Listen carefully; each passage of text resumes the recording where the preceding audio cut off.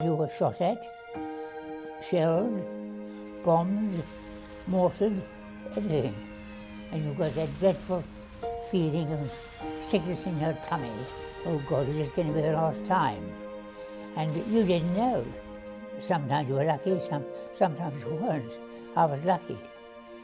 In the sand, the only way to survive really seemed to be to get into the tent and wrap it round you. But it just got into everything everywhere, and you got it in your eyes.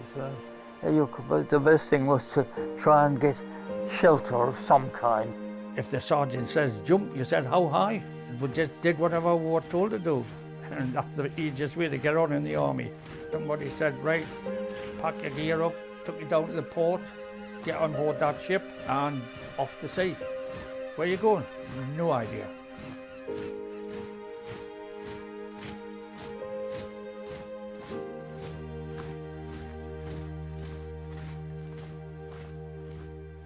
It was a Sunday, I was in church with my mother and father, and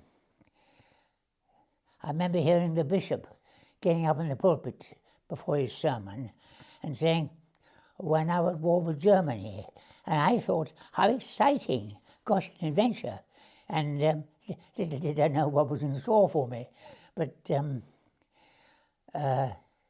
that's how my war started, in the church at Lancaster Castle.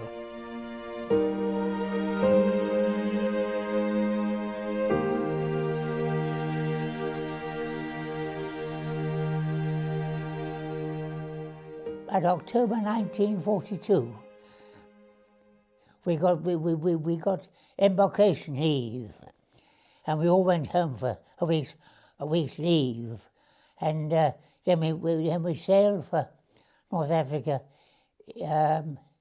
early November. Our division was told to capture the range of hills to the north of Tunisia, and we captured hill after hill, but it took time. It took a month of solid fighting. You were attacking probably twice a week, another hill, and we were never out of the line at all. We were in action the whole time, and when you captured one hill, you peered over the top of it, and then there was another hill in front of you. So it just went on and on for a month. You were shot at, shelled, bombed, mortared, everything. And you got that dreadful feeling of sickness in your tummy. Oh God, is this going to be the last time? And you didn't know. And sometimes you were lucky, sometimes you weren't. I was lucky. I think I should have been killed 5 or 6 times.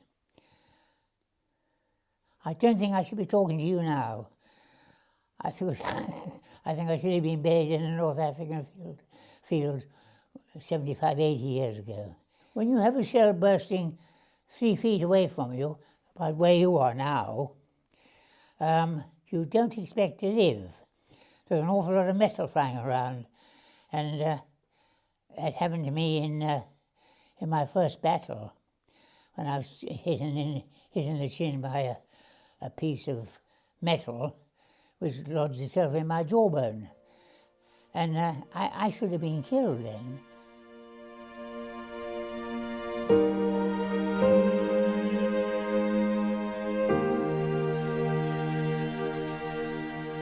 My 4 companions, they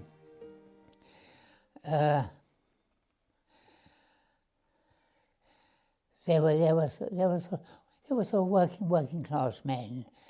You had a bond with those 4. Couldn't be taken away from you. You and the other 4 had gone to the brink of death and come back, and that happened 4 or 5 or 6 times. And you got a feeling of sort of complete comradeship with them. Nothing could take it away. It was extraordinary, really. You didn't have that same sort of relationship with the other people in the regiment as we did with those four men. I think towards the end of April, beginning of May, I think they thought that they really had it, and they were surrendering quite a lot. They didn't normally when you took a mountain or an objective, they counterattacked you probably once or twice to try and get it back again. But they stopped counterattacking, and I think that was the time they realised that they were on the defeated side. At the time, if you didn't kill the other chap, he killed you. That was it. Capture the objective. Fight. Kill people. Awful, isn't it? I mean, I've killed my fellow man. I'm not proud of that. But I didn't go around sticking bayonets into them. My killing was at a long range. I was probably 1,000 yards, 2,000 yards away from the people I killed, using the guns, 25-pounder guns. I was shelling them.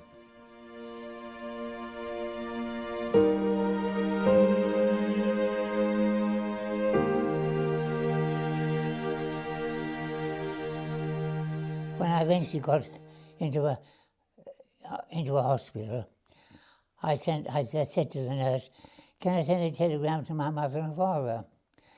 And she said, "Oh yes, certainly." And so I sent a telegram. I said, "Wounded, bullets, left arm, left leg, not serious, should survive." I thought that might amuse them, and he did. Yes.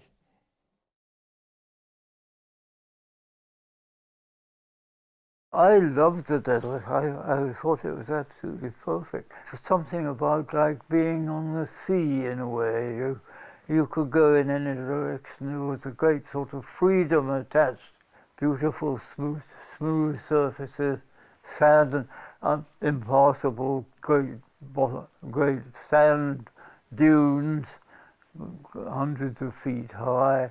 Oh yes, I thought the desert was a wonderful place.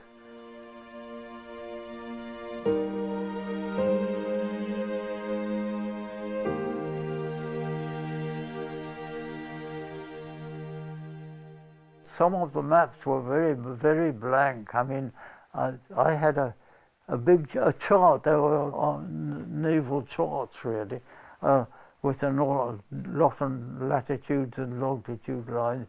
And in some cases, I had one chart which had just a few little speculative hatch lines on it, and a camel track, and a dotted line across it, which was labelled suspected camel track.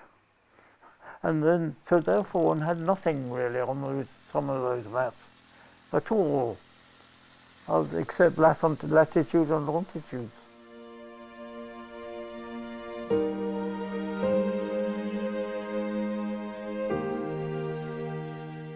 Well, I thought David Stirling was a first-class man, very highly intelligent, highly motivated, who actually was the motive power in many ways in the founding of the SAS, who also was the person who managed to recruit about 80 chaps who he thought had the requirements that he needed. And one of his major requirements was he wanted people who would be able to get on with each other in difficult circumstances. He was more interested in that, in a way, than in what their qualifications were. So those early operations were conducted as far as possible in great secrecy. We were all brought up to keep the whole thing totally under hat in the SAS. we were mostly shooting in the dark at things, or putting bombs on targets, and hoping not to disturb the people who were going to be the recipients of it.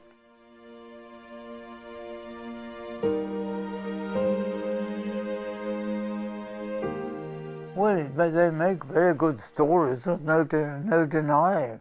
Refuel your vehicles, Mr. Sadler. We go tonight. Steve! Get the tents up! Let's not be too creative! Call me Mike.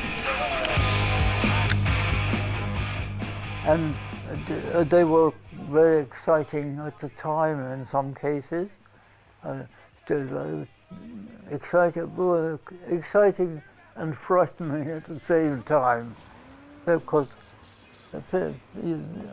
everyone had to take chances which gave rise to considerable possibilities of risk and danger, but they were all part of the business, really.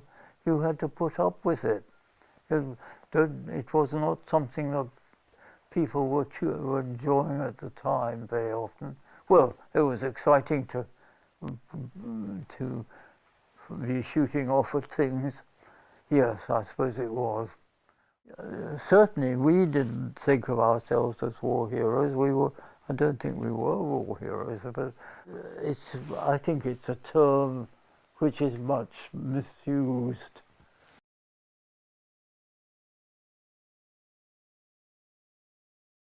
I went up to Newcastle with a friend and went into the recruiting office, asked the recruiting sergeant if I could join the Northumberland Fusiliers. I said I was only an 18-year-old boy. I was scared of me mum and dad, never mind the Nazis.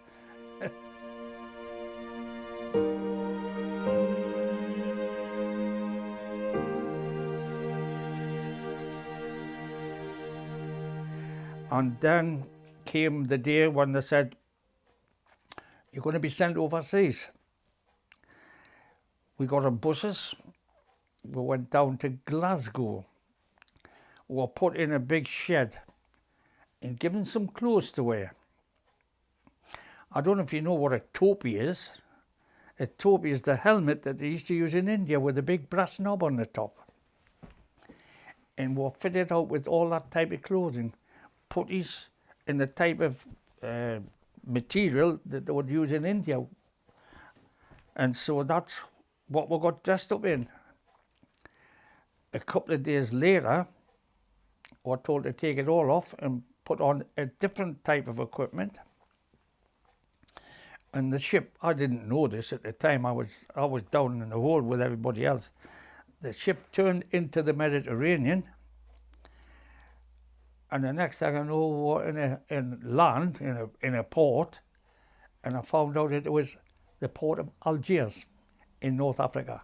Very scary for an 18-year-old boy who'd never been out of no shields. Yeah, but because we had been trained to do what we had to do, we just got on with it. If the sergeant says jump, you said how high? And we just did whatever we were told to do. And that's the easiest way to get on in the army. If the sergeant or the corporal says do it, you do it. A lot of the time I was trained in weapons, but because I had a little bit of a problem with one of my eyes, they thought that a rifle wasn't a good idea for me, and so they put us on Bren guns. In fact, for a period of time in Africa, I was a twin Bren gunner. And that meant that I was sitting on a very small vehicle with two Bren guns pointing backwards, with the convoy was in front, and I was like tail end Tommy, watching for aircraft attacking from behind. Or if I was at the front, then I did the same again. But they thought, because of the eye problem, that I was better with the twin Bren guns rather than with a rifle. On occasions, as you were driving along particular roads, everything was fine, no problems. And it happens just like that. You hear a buzz, you look up, there's somebody throwing bits and pieces at you, so you fire back. Do what you're trained to do. turn your machine gun in the direction of whatever it is it's attacking you, and let go. Yeah, it happened that many. It's just like going out in the dry and getting wet.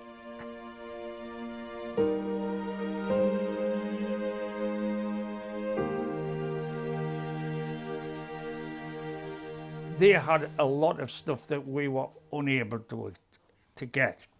I mean, their food was 100% better than ours. If you got a corned beef sandwich, that was a 3-course dinner as far as we were concerned. But the Yankees had all kind. I can't remember what they had. I went into one or two of the, I forget what they called. They didn't call them the naffy. They had a different name for it. And when you saw the type of food that they were giving in there, I mean, a banana. Never saw a banana, but you know, things like that were fantastic. Orange, you saw an orange, but we never got those. We got corned beef and sardines or some kind of fish or whatever, but you never got donuts, you never got bananas or oranges. So yes, the Yanks, we got on all right with the Yanks.